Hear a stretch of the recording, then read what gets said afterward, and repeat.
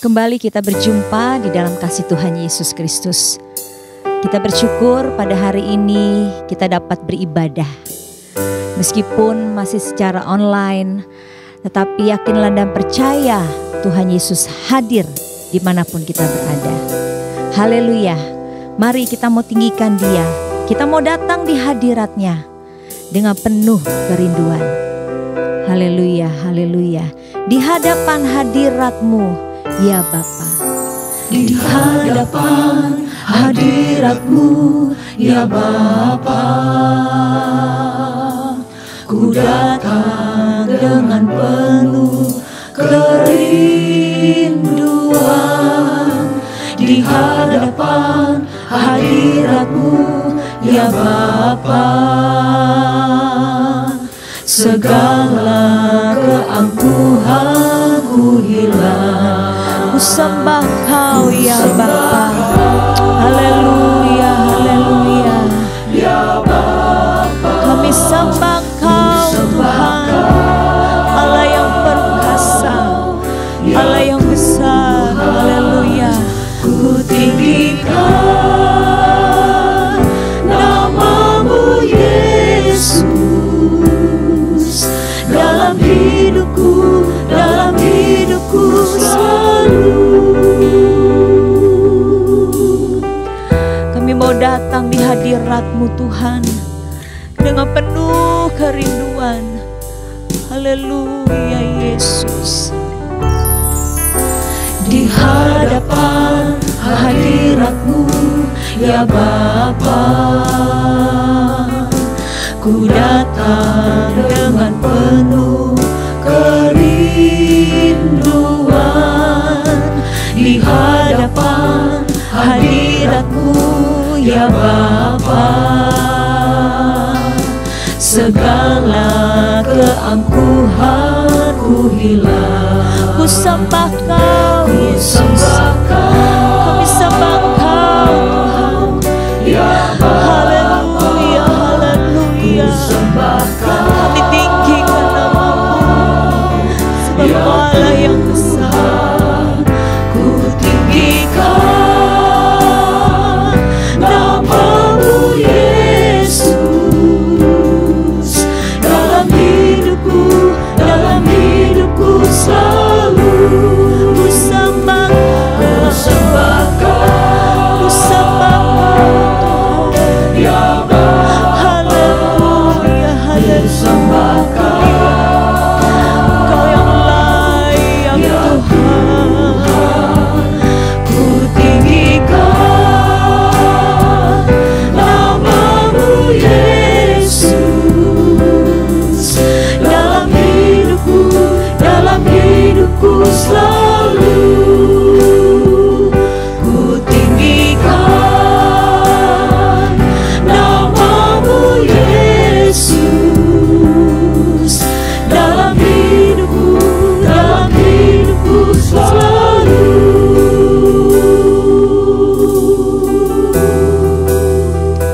Terima kasih.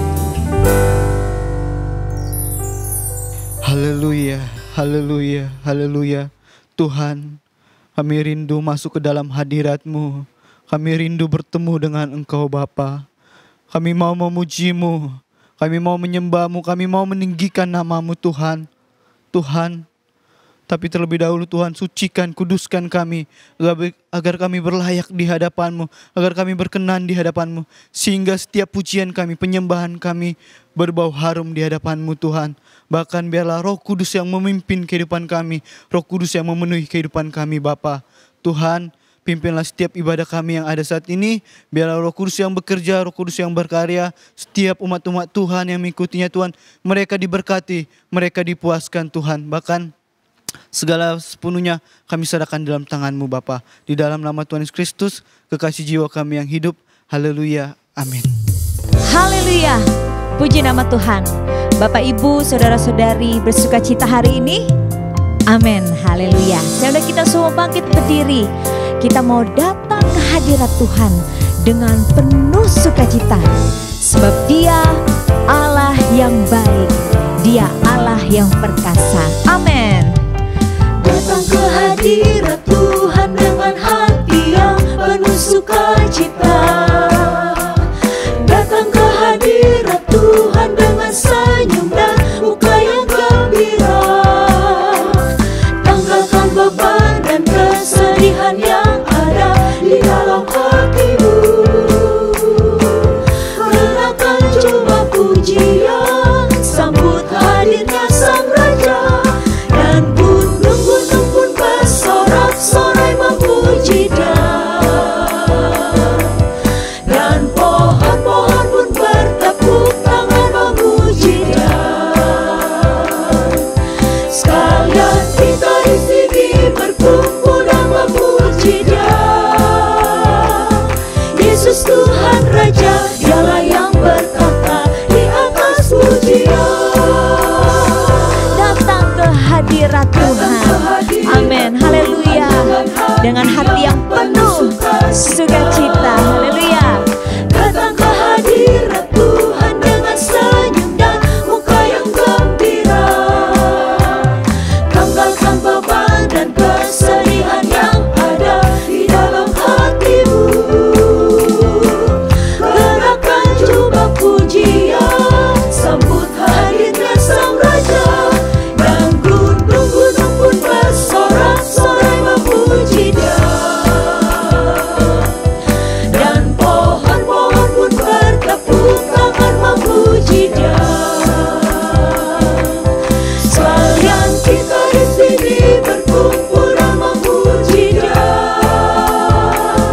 Yesus Tuhan Raja, Dialah yang bertata di atas pujian. Dan gunung-gunung pun bersorak memuji Dia. Amin, haleluya. Dan pohon-pohon pun bertepuk tangan memuji Dia. Sekalian kita di sini berkumpul dan memuji Dia. Yesus Tuhan Raja, Dialah yang bertata di atas pujian. Amin. Yesus, oh Yesus, manis namamu. Oh Yesus, manis namamu. Yesus, oh Yesus, Kau kekasihku. Ingat namamu, ku bersedih. Ingat namamu, ku bernyanyi. Ingat janjimu, ku berduri. Yesus, Kau harapanku.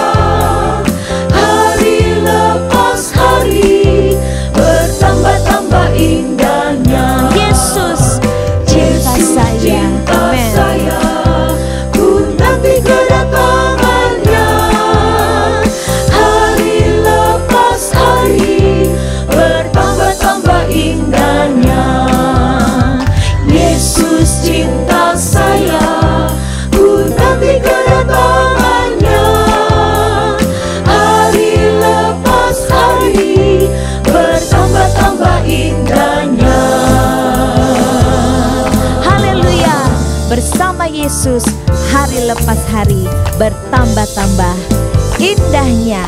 Haleluya, puji Tuhan.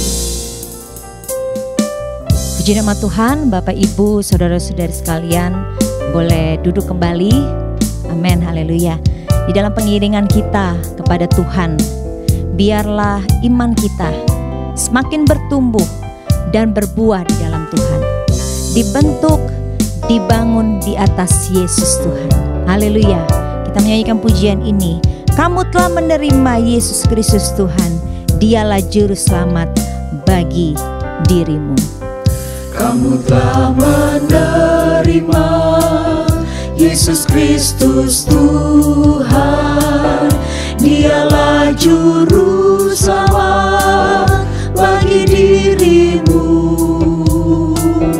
Karena itu hendaklah dalam hidupmu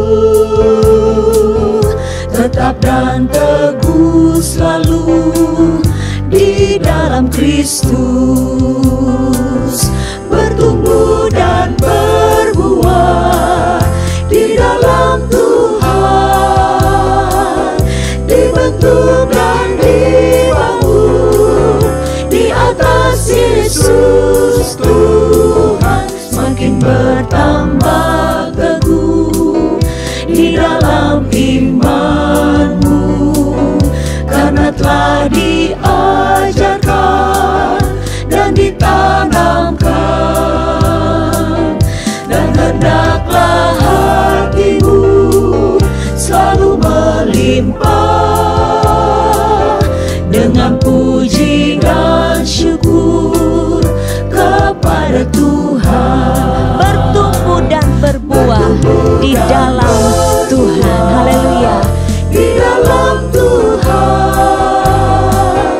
dibentuk dan dibangun di atas Yesus Tuhan, semakin bertambah teguh di dalam imanmu, karena telah diajarkan dan ditanamkan, dan hendaklah hatimu selalu melimpah dengan puji dan syukur kepada Tuhan. Haleluya. Hendaklah dalam hidupmu tetap teguh di dalam Kristus. Haleluya. Haleluya. Saya undang Bapak Ibu saudara-saudari sekalian untuk bangkit berdiri kembali. Kita mau mendengarkan firman Tuhan. Kita mau siapkan hati kita. Kita mau undang Roh Kudus menjamah hati kita, melembutkan hati kita untuk dengar dan terima firman-Nya. Amin. Ada tanah yang keras di pinggir jalan, ada tanah berbatu-batu, ada tanah yang penuh belukar duri, hingga benih tak dapat tumbuh. Oh Tuhan, jadikanlah hatiku Oh lembut. Tuhan, jadikanlah hatiku lembut, seperti tanah yang baik dan subur, agar benih firman-Mu dapat bertumbuh, berbunga dan berbuah lebat. Lembutkanlah hatiku ya Yesus. Haleluya, haleluya. Biarlah firman-Mu bekerja di dalam setiap hati kami. Amin Tuhan. Lembutkanlah ya Tuhan. Lembutkan hatiku ya Tuhan,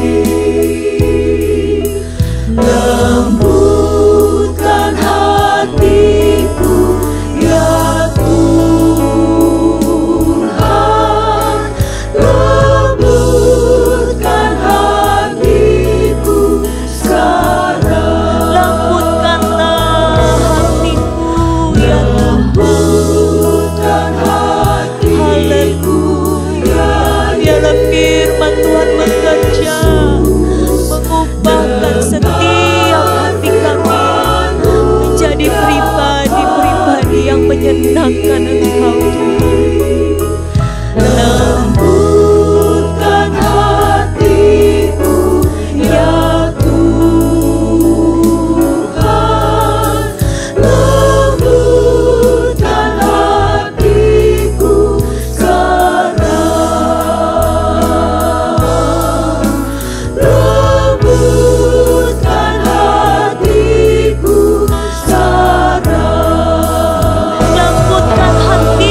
sekarang, lembutkan hatiku sekarang. Amin.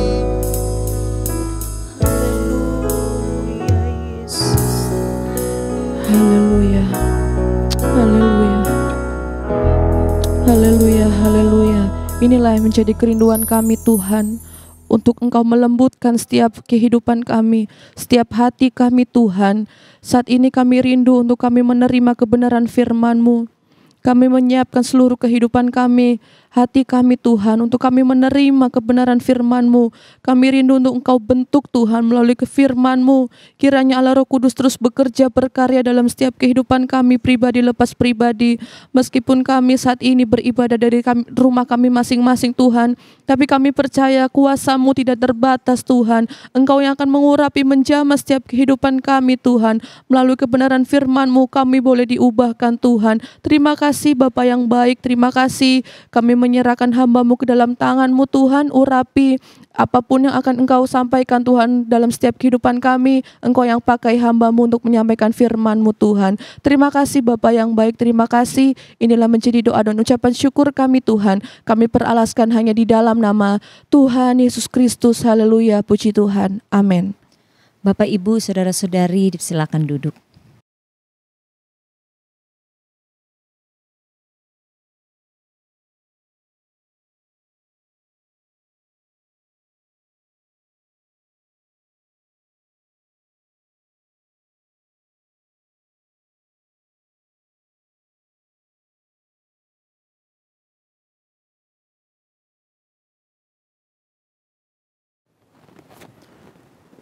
Haleluya, puji Tuhan. Salam sejahtera dalam kasih Tuhan Yesus Kristus. Kita bersyukur kepada Tuhan untuk kesempatan yang baik ini. Kita ada lagi di dalam kebaktian. Kita akan melihat kebenaran firman Tuhan. Saya diberikan tema perumpamaan tentang biji sesawi. Puji Tuhan. Mari kita segera melihat firman Tuhan di dalam Alkitab kita masing-masing. Kita membuka di dalam Matius pasalnya yang ke-13, ayat yang ke-32. Matius pasal 13, kita akan membaca dari ayat yang ke-31 dan ayat yang ke-32 berbunyi demikian. Perumpamaan tentang biji sesawi dan ragi. Yesus membentangkan suatu perumpamaan lain lagi kepada mereka, katanya, hal kerajaan sorga itu seumpama biji sesawi yang diambil dan ditaburkan orang di ladangnya. Memang biji itu yang paling kecil dari segala jenis benih, tetapi apabila sudah tumbuh, sesawi itu lebih besar daripada sayuran yang lain, bahkan menjadi pohon, sehingga burung-burung di udara datang bersarang pada cabang-cabangnya. Puji Tuhan. Bapak Ibu Saudara sekalian yang dikasihi oleh Tuhan Yesus Kristus, sebuah perumpamaan yang Tuhan Yesus sampaikan kepada murid-murid pada waktu itu adalah perumpamaan tentang biji sesawi. Biji sesawi ini adalah sejenis biji-bijian yang sangat kecil, tetapi ketika dia ditanam, dia akan bertumbuh dan menjadi seperti pohon yang cukup besar, tingginya kurang lebih 3 meter.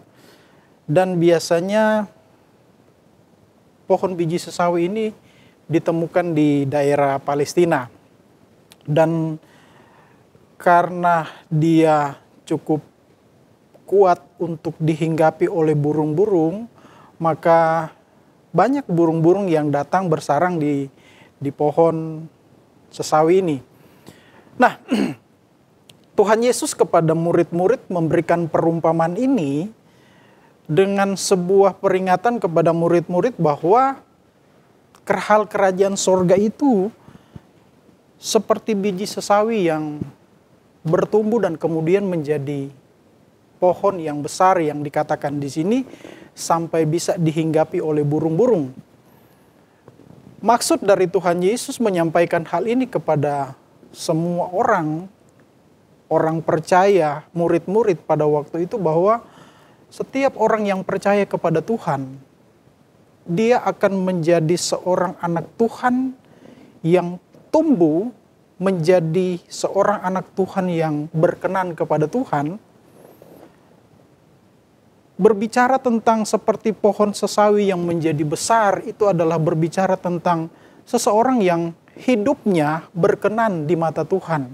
Jadi, ketika Tuhan memanggil, memilih seseorang untuk menjadi anak Tuhan, dari menjadi orang yang tidak berkenan kepada Tuhan, kemudian dia bertumbuh, dia percaya kepada Tuhan, dia bertumbuh, kemudian dia menjadi seorang yang berkenan kepada Tuhan.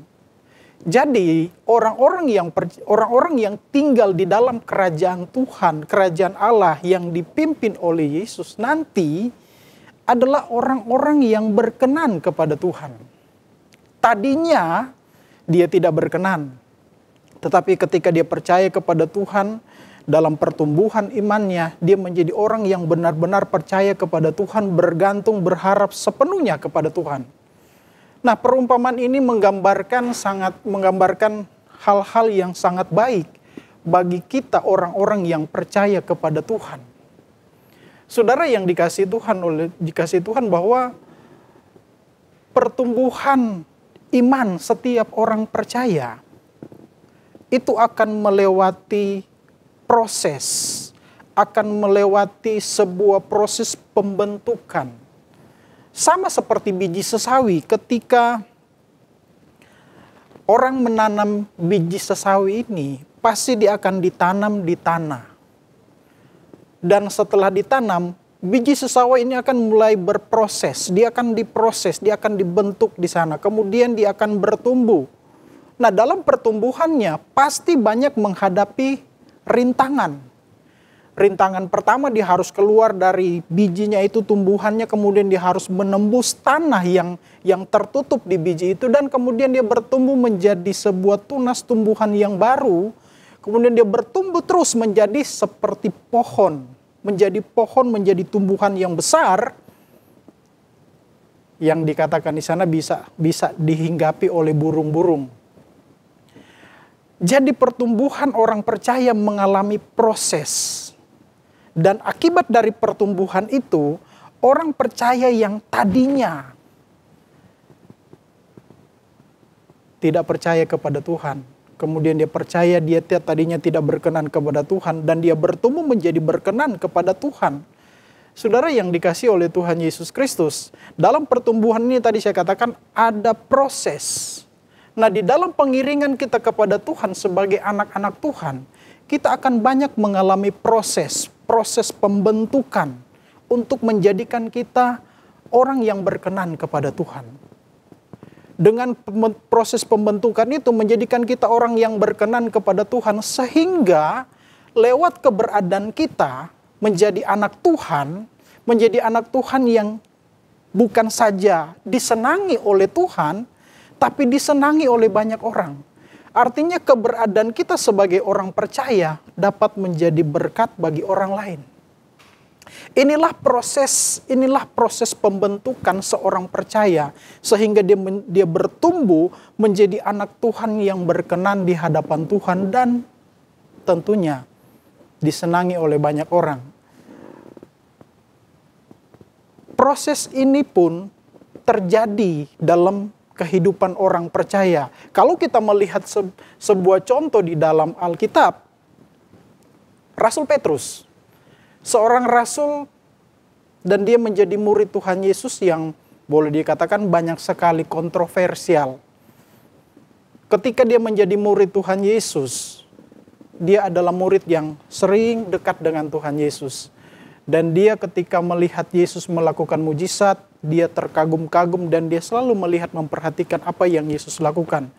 Dia sempat berjanji kepada Tuhan Yesus untuk tetap mengikut Tuhan Yesus, tetap percaya kepada Tuhan Yesus apapun yang terjadi. Namun ternyata ketika Tuhan Yesus ditangkap, justru dia yang menjadi pengkhianat. Dia bisa berkhianat. Tetapi saudara yang dikasihi oleh Tuhan Yesus Kristus, ketika Yesus mati, dan kemudian pada hari yang ketiga dia bangkit, kemudian di hari yang ke-40 sebelum Yesus terangkat ke sorga, Yesus berjanji kepada murid-murid, kepada para rasul pada waktu itu bahwa mereka harus tinggal di Yerusalem. Dan kemudian apabila Roh Kudus turun ke atas mereka, mereka akan diberikan kuasa. Mereka akan diberikan kuasa. Nah, kuasa yang dijanjikan oleh Tuhan Yesus adalah kuasa yang dapat mereka pergunakan untuk memproklamirkan, untuk menjadi saksi bagi Tuhan. Artinya kuasa yang diberikan kepada para rasul pada waktu itu, kuasa yang sama seperti apa yang Yesus lakukan selama dia ada di dalam dunia. Kuasa yang bisa menyembuhkan orang sakit. Bahkan Rasul Petrus dengan kuasa itu ketika mereka dipenuhkan dengan Roh Kudus, Rasul Petrus bisa membangkitkan orang mati. Inilah saya katakan tadi, proses yang terjadi dalam setiap kehidupan setiap orang-orang percaya. Bahwa seperti Petrus, dia seorang yang tadinya bukan siapa-siapa. Dia adalah seorang pengkhianat. Tetapi justru ketika dia dipenuhkan dengan Roh Kudus, Tuhan bekerja dalam kehidupannya. Bapak Ibu Saudara sekalian yang dikasihi Tuhan, sebelum Petrus bisa melakukan segala sesuatu dan dia dipenuhkan dengan Roh Kudus, mereka pun mengalami proses. Dan proses yang dialami oleh para rasul, antara lain Rasul Petrus, salah satunya bukan proses yang mudah. Mereka banyak menghadapi tantangan, mereka banyak menghadapi persoalan. Namun karena mereka tetap tekun, inilah hal yang utama yang harus dilakukan oleh setiap orang percaya. Supaya dia menjadi seperti biji sesawi yang bertumbuh menjadi pohon yang besar yang bisa dihinggapi oleh, seperti ditulis di dalam Injil Matius ini, oleh burung-burung, bisa hinggap di dahannya, membuktikan bahwa pohon ini kuat. Bukan pohon yang gampang patah, bukan pohon yang mudah patah, tetapi pohon yang kuat. Pohon yang bisa dihinggapi burung-burung berarti dahannya itu kuat. Nah, dalam proses pembentukan seorang yang percaya kepada Tuhan seperti Petrus, contohnya Rasul Petrus, mereka mengalami proses yang luar biasa. Ketika Yesus berjanji kepada murid-murid untuk memberikan kepada mereka Roh Kudus, dan ketika Roh Kudus ada dalam kehidupan mereka, mereka akan diberikan kuasa. Tetapi pada hari yang ke-40 ketika Yesus terangkat ke sorga, Yesus tidak langsung memberikan kepada mereka Roh Kudus itu. Mereka harus menunggu 10 hari. Mereka harus menanti selama 10 hari. Sampai pada hari yang ke-50 itu. Tapi dalam penantian murid-murid menantikan janji Tuhan selama 10 hari. Saya percaya, saya yakin murid-murid banyak mengalami hal-hal yang membuat bisa melemahkan mereka. Ada banyak persoalan, ada banyak tantangan yang mereka hadapi. Dari hari ke-40 menuju ke hari ke-50 itu. Proses yang mereka alami. Tetapi kalau kita melihat di dalam Kisah Para Rasul pasal yang pertama, di dalam Kisah Para Rasul pasal 1 ayatnya yang ke-14, di sana berkata begini, mereka semua bertekun dengan sehati dan berdoa bersama-sama dengan beberapa perempuan serta Maria ibu Yesus dan dengan saudara-saudara Yesus. Dikatakan di sana bahwa mereka bertekun. Tuhan Yesus ketika menjanjikan kepada murid-murid untuk memberikan mereka Roh Kudus dan dengan Roh Kudus itu ada dalam hidup mereka, mereka akan diberikan kuasa. Tuhan Yesus tidak bilang kamu nanti hari ke-10 dipenuhkan dengan Roh Kudus. Tuhan tidak pernah bilang seperti itu. Yesus tidak pernah berbicara seperti itu. Tetapi yang Yesus katakan kepada mereka, kamu akan dipenuhkan dengan Roh Kudus. Tetapi Yesus tidak katakan nanti hari ke-10 kamu dipenuhkan dengan Roh Kudus. Tidak. Artinya bahwa hari yang ke-10 itu adalah waktunya Tuhan. Hanya Tuhan yang tahu. Tetapi murid-murid harus berdoa. Harus berdoa dan bertekun. Kita harus bertekun di hari-hari ini Bapak Ibu Saudara sekalian. Kita harus tetap tinggal di dalam Tuhan di hari-hari ini. Akan ada banyak hal yang diperhadapkan kepada kita, yang mau menguji iman kita. Tapi itulah prosesnya Tuhan. Biji sesawi ketika dia ditanam untuk menjadi satu pohon yang besar, ada proses yang dia harus lewati. Sehingga dia bisa menjadi pohon yang besar, yang kuat, yang bisa dihinggapi oleh burung-burung. Kita sebagai orang yang percaya kepada Tuhan, untuk mencapai satu hal yang Tuhan inginkan dalam hidup kita, menjadi orang yang berkenan kepada Tuhan dan dapat melakukan hal-hal yang besar lewat kuasa Tuhan yang ada dalam hidup kita, kita harus melewati proses. Murid-murid selama 10 hari, saya percaya tadi saya katakan pasti mereka banyak menghadapi tantangan. Pasti mereka diolok, ngapain berdoa siang malam. Karena murid-murid tidak tahu kapan mereka dipenuhkan dengan Roh Kudus. Tapi yang pasti janji Tuhan itu tidak pernah meleset. Dan janji Tuhan tidak pernah berdusta. Tuhan selalu nyatakan. Dan itu terbukti. Di hari yang ke-10 mereka semua dipenuhkan dengan Roh Kudus. Dan murid-murid tidak terfikirkan seperti apa ketika Roh Kudus itu datang kepada mereka. Mereka tidak terfikir ketika Roh Kudus itu datang dalam hidup mereka.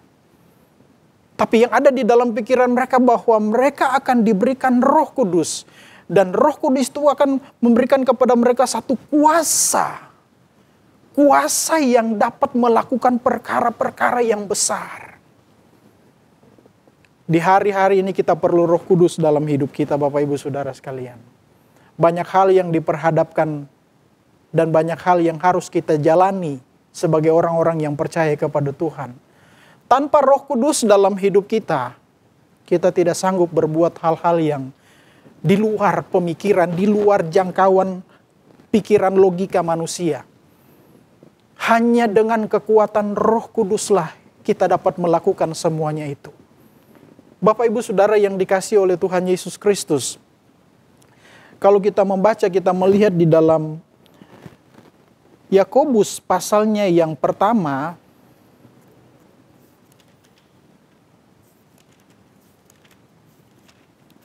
surat Yakobus pasal 1,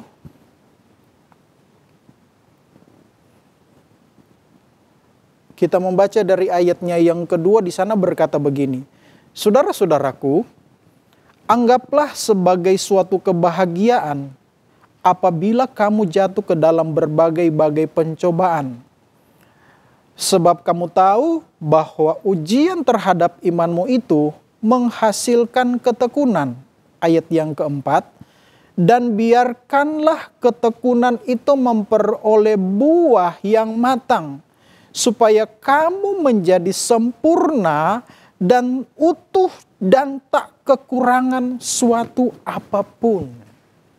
Inilah yang disampaikan oleh Rasul Yakobus, bahwa sebagai orang yang percaya kepada Tuhan, apabila menghadapi persoalan, apabila menghadapi tantangan, apabila menghadapi pencobaan, dia katakan, anggaplah sebagai suatu kebahagiaan.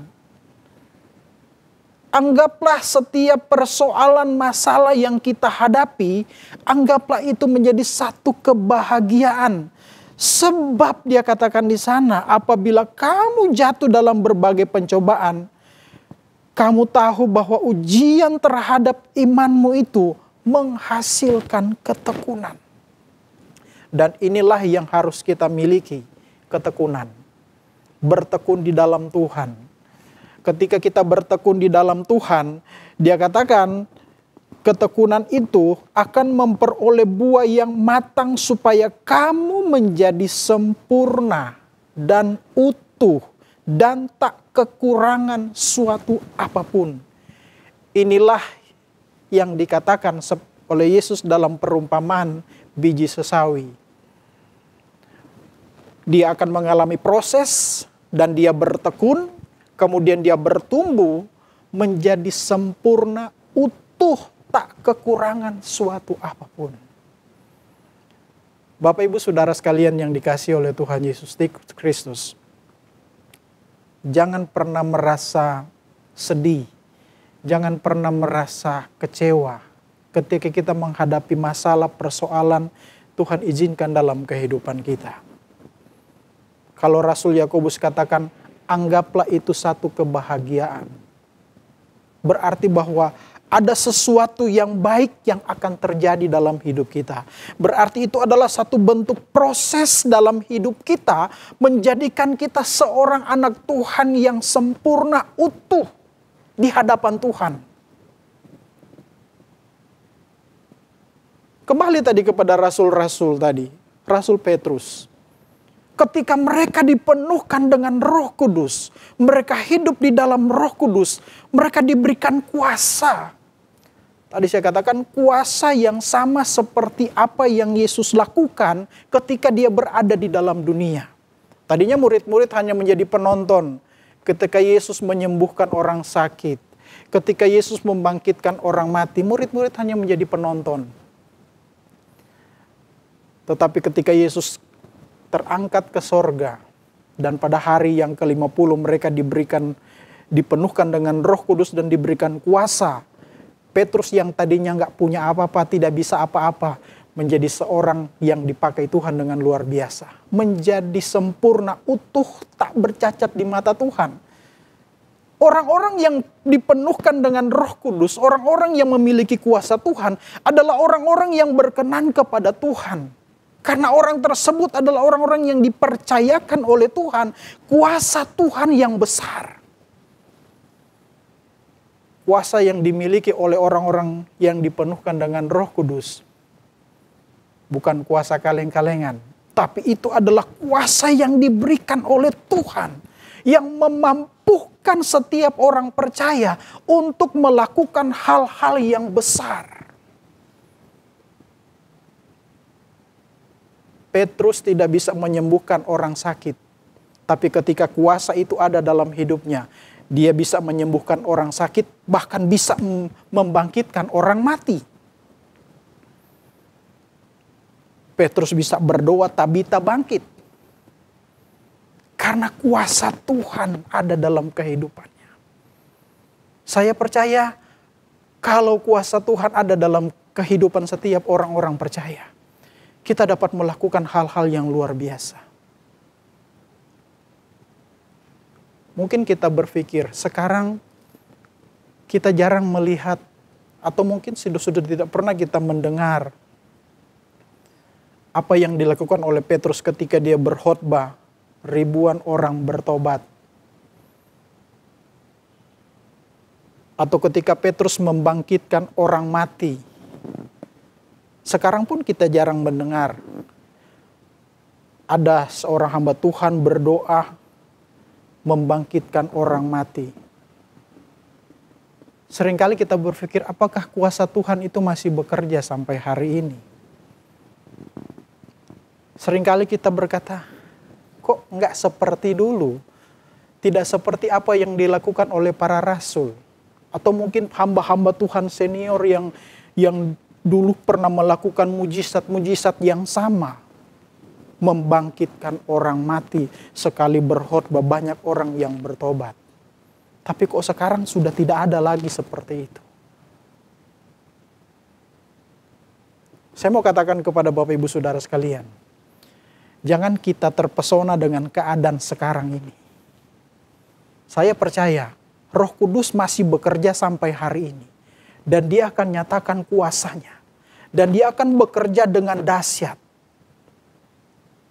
Kalau kita melihat ketika murid-murid menantikan Roh Kudus, selama 10 hari itu mereka tidak melihat kuasa Tuhan. Mereka tidak melihat mujizat Tuhan. Mereka tidak melihat hal-hal yang dahsyat. Seolah-olah Tuhan tidak lagi berbicara kepada mereka. Seolah-olah selama 10 malam itu mereka tidak mengalami mujizat Tuhan. Tapi pada hari yang ke-10 Tuhan nyatakan mujizat itu. Tuhan nyatakan janjinya. Tuhan memberikan mereka Roh Kudus. Dan kuasa Tuhan dinyatakan dalam kehidupan mereka. Dan kuasa Tuhan itulah yang dipakai, yang memakai murid-murid, para rasul pada waktu itu melakukan perkara-perkara yang ajaib. Kita jangan terpesona dengan suasana sekarang ini. Sepertinya kita melihat kok Tuhan sepertinya membiarkan kita dengan situasi keadaan pandemi sekarang ini. Kenapa sepertinya Tuhan membiarkan banyak anak Tuhan yang meninggal karena COVID-19. Bahkan banyak hamba-hamba Tuhan yang meninggal karena COVID-19. Kenapa seperti itu? Seringkali kita berpikir sepertinya Tuhan tidak lagi menyatakan kuasanya. Tadi saya katakan, saya percaya sampai hari ini Tuhan masih menyatakan kuasanya. Roh Kudus masih bekerja. Tapi satu kali kelak dia akan nyatakan itu dengan luar biasa. Dia akan nyatakan hal-hal yang besar, hal-hal yang dahsyat. Kita tidak tahu kapan itu. Tapi yang pasti Tuhan akan menyatakan kuasanya. Yang Tuhan minta kepada kita sebagai orang percaya kepada Tuhan. Kita mau bertekun. Kita mau setia kepada Tuhan. Apapun yang terjadi dalam hidup kita, kita mau tetap percaya kepada Tuhan. Kita mau tetap berharap kepada Tuhan. Percayalah, Tuhan pasti akan bekerja dengan kuasanya yang dahsyat. Kita tidak tahu kapan itu, hanya Tuhan yang tahu. Tapi yang pasti janji Tuhan ya dan amin. Dia akan nyatakan. Dia akan nyatakan pada waktunya Tuhan, bukan waktunya kita. Seperti murid-murid. Tuhan tidak berjanji kepada mereka, Tuhan akan memenuhkan mereka dengan Roh Kudus pada hari yang ke-10. Tuhan tidak pernah berbicara seperti itu. Tapi Tuhan katakan, Tuhan akan memberikan kepada mereka Roh Kudus. Tuhan akan memberikan kepada mereka kuasa. Kapan? Hanya Tuhan yang tahu. Tapi yang Tuhan minta kepada murid-murid pada waktu itu, mereka tetap tinggal, bertekun. Kalau kita mau melihat kuasa Tuhan dinyatakan dalam hidup kita, tetap bertekun di dalam Tuhan. Tetap setia kepada Tuhan. Tetap percaya kepada Tuhan. Apapun, suasana apapun, keadaan apapun yang terjadi dalam kehidupan kita. Di sekitar kita. Percayalah, kuasa Tuhan pasti akan dinyatakan. Selama kita hidup bertekun kepada Tuhan. Selama kita berharap kepada Tuhan. Maka Tuhan akan menyatakan itu kepada kita semua. Kalau kita melihat di dalam Mazmur pasalnya yang ke-37 ayat yang terakhir ini kita melihat di dalam Mazmur pasal yang ke-37 ayatnya yang ke-5 di sana berkata, serahkanlah hidupmu kepada Tuhan dan percayalah kepadanya, Ia akan bertindak. Serahkanlah hidupmu kepada Tuhan. Berharaplah kepada Tuhan, percayalah kepada Tuhan, maka Dia akan bertindak. Percayalah, Tuhan pasti akan bertindak. Dia akan nyatakan kuasanya dalam kehidupan kita. Kalau kita mau tetap berharap kepada Tuhan, menyerahkan seluruh hidup kita kepada Tuhan, maka Tuhan akan bertindak. Lewat pimpinan Roh Kudus. Biarlah kita selalu meminta Roh Kudus itu ada dalam kehidupan kita. Minta Roh Kudus itu supaya kita memiliki kuasa itu. Kuasa yang dapat melakukan perkara-perkara yang ajaib. Haleluya. Puji Tuhan. Tuhan memberkati kita semua. Mari saudara kita nyanyikan itu pujian. Oh Tuhan, berilah ku sayap burung nasar. Biarlah sayap burung nasar itu yang akan membawa kita, menuntun kita untuk hidup benar lewat firman dan Roh Kudus yang ada di dalam kehidupan kita. Puji Tuhan. Oh Tuhan, berilah ku sayap burung nasar, yaitu firman dan Roh Kudus. Ku terbang jauh dari mata si ular, terlindung di negeri yang kudus. Oh Tuhan, berilah ku sayap burung nasar, yaitu firman dan Roh Kudus. Amin. Haleluya. Ku terbang jauh dari mata si ular, terlindung di negeri yang kudus. Amin. Haleluya. Oh Tuhan, berilah ku sayap burung nasar, yaitu firman dan Roh Kudus. Ku terbang jauh dari mata si ular, terlindung di negeri yang kudus. Oh Tuhan, berilah ku sayap burung nasar, yaitu firman dan Roh Kudus. Haleluya. Ku terbang jauh dari mata si ular, terlindung di negeri yang kudus. Oh haleluya Tuhan. Oh Tuhan, berilah ku sayap burung nasar, yaitu firman dan Roh Kudus. Ku terbang jauh dari mata si ular, terlindung di negeri yang kudus.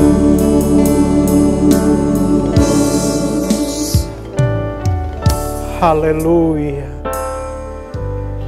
Haleluya. Haleluya. Bapak Ibu Saudara yang dikasihi oleh Tuhan Yesus Kristus, betapa pentingnya kuasa Roh Kudus dalam kehidupan kita. Tanpa Roh Kudus, kita tidak bisa berbuat apa-apa di dalam kehidupan kita sebagai orang percaya.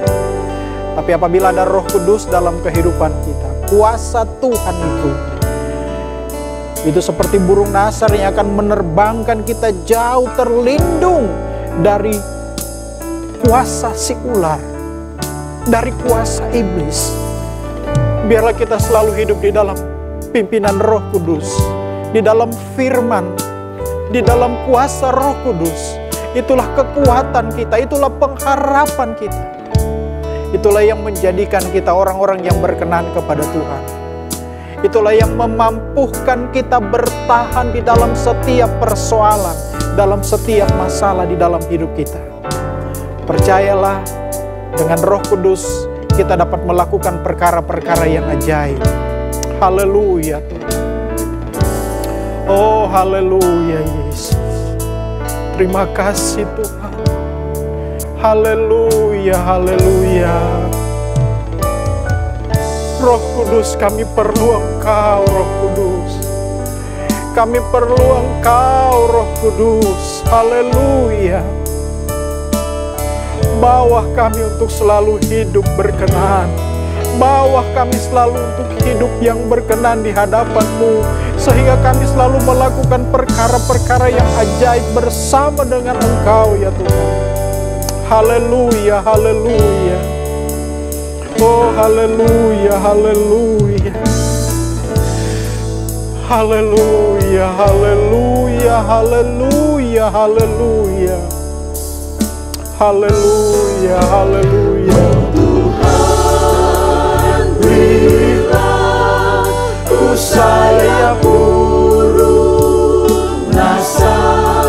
yaitu firman dan Roh Kudus.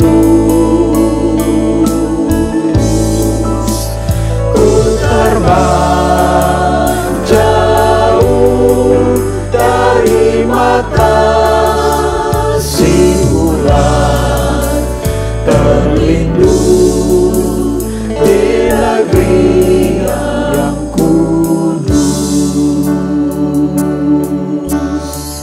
Iman yang beri menang. Haleluya, haleluya. Oh haleluya Tuhan. Iman kami kepadamu yang membuat kami tetap di dalam Engkau. Haleluya, haleluya, haleluya. Terima kasih. Haleluya, haleluya. Kirang ku yakin hal yang tak nampak.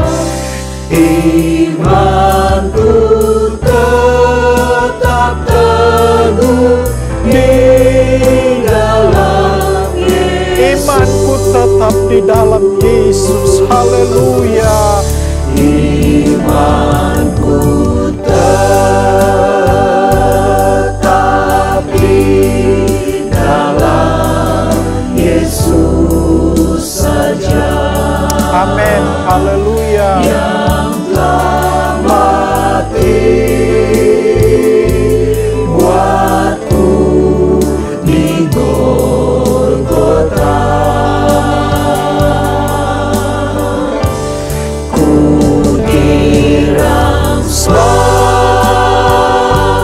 Ku yakin hal yang tak nampak. Amin. Imanku tetap teguh di dalam Yesus.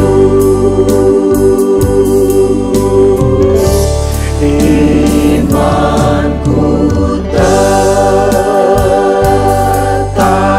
di dalam Yesus saja. Amin. Haleluya. Yang telah mati buatku di Golgota. Ku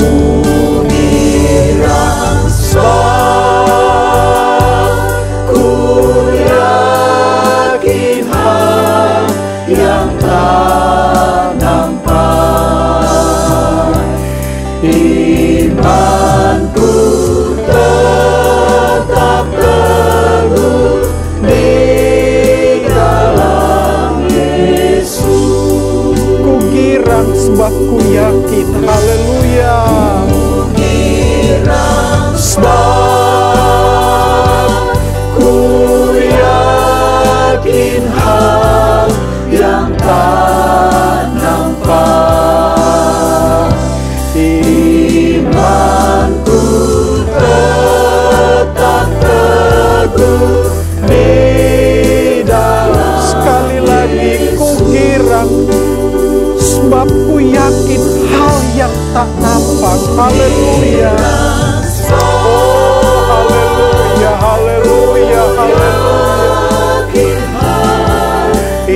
tak nampak. Imanku tetap teguh di dalam Yesus. Haleluya, haleluya, haleluya, haleluya Tuhan. Inilah yang menjadi keyakinan kami Tuhan. Kami percaya Tuhan, segala sesuatu yang terjadi dalam kehidupan kami adalah merupakan seizin Engkau. Dan kami yakin, kami berimankan kepadamu bahwa Engkau akan menolong dan membela kami ya Tuhan. Apapun yang terjadi dalam hidup kami ya Tuhan. Dengan kuasa Roh Kudus-Mu itu memampukan kami, menjadikan kami orang-orang yang berkenan di hadapan-Mu. Menjadi orang yang sempurna, utuh, dan tidak bercacat di hadapan-Mu Tuhan. Tuhan tolong setiap kami semua ya Tuhan. Biarlah kami menjadi anak-anak Tuhan yang setia dan bertekun kepada Engkau. Untuk tetap percaya dan berharap kepadamu Tuhan. Engkau menolong memberkati setiap jemaat Tuhan yang ada di rumah mereka masing-masing saat ini. Tuhan tolong mereka apapun yang mereka hadapi saat ini. Persoalan, masalah mereka, Tuhan tolong mereka. Engkau berikan jalan keluar yang terbaik ya Tuhan. Nyatakan kemurahan-Mu Tuhan.